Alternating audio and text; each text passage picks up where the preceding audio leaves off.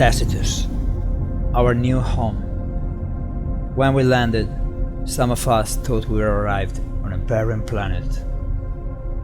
Rocky mountains and desert plains were all we had in sight.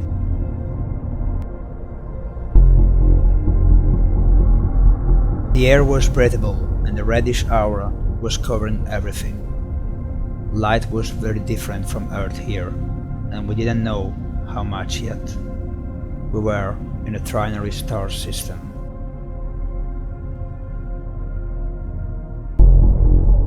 We set up a base with the power generator of our Odyssey ship. We were around 15,000, but we had food and water for some months. The ship we were embarked in was huge, and the storages full. Cain and his inner circle have prepared this voyage since many long years. He probably knew where he was leading us to, but he never mentioned before with anybody.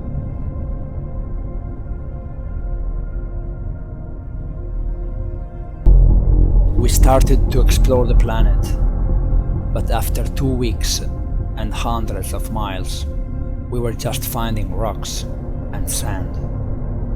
No signs of plants or water, only lichens and strange scattered dry grass. Strange and disturbing verses were coming from the mountains at the sides of the valley. This could have been a good sign, but we didn't find any animal around after scouting. That was weird.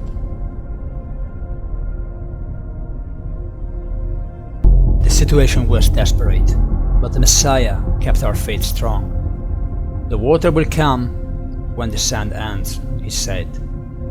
A sentence that many of us have read like obvious or even desperate, but he wasn't wrong.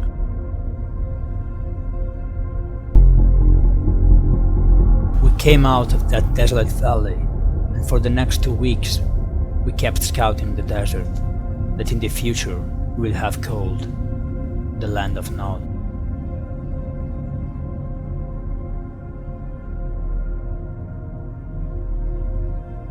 Along our entire mission, we just had few hours of complete darkness several times.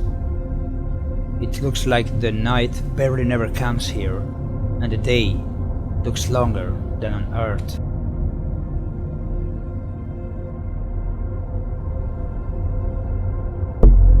On the 24th day, one of us seen something to the horizon. We thought it was a mirage caused by the intense heat, but it was water indeed. We had finally found it.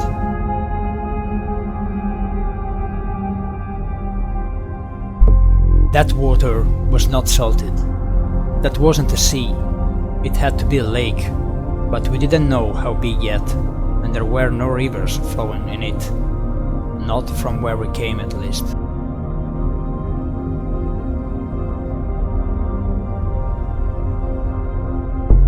All around now was mountain covered again. We decided to follow the fjord to find out from where was it coming. An erupting volcano surprised us on the way.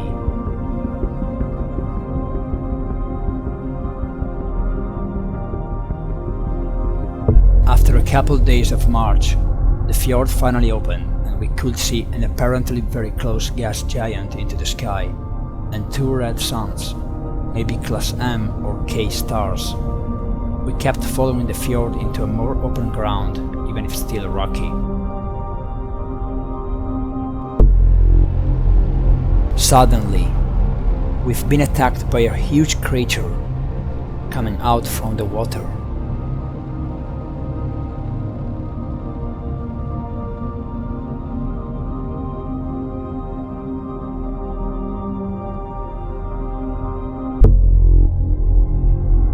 Two of us lost their lives fighting against the Cthulhu, as we named it.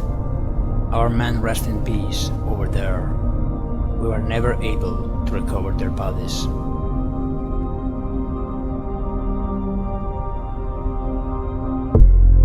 We believe that these creatures use some kind of underwater tunnel to move between the deep lakes of this area, and we think their alimentation is somehow linked up to the mineral-rich rocks present all around here. We left some men behind to build an advanced camp and organize more supplies. We marched one more day, and in the morning we were staring to an immense lake. Still no rivers were seen.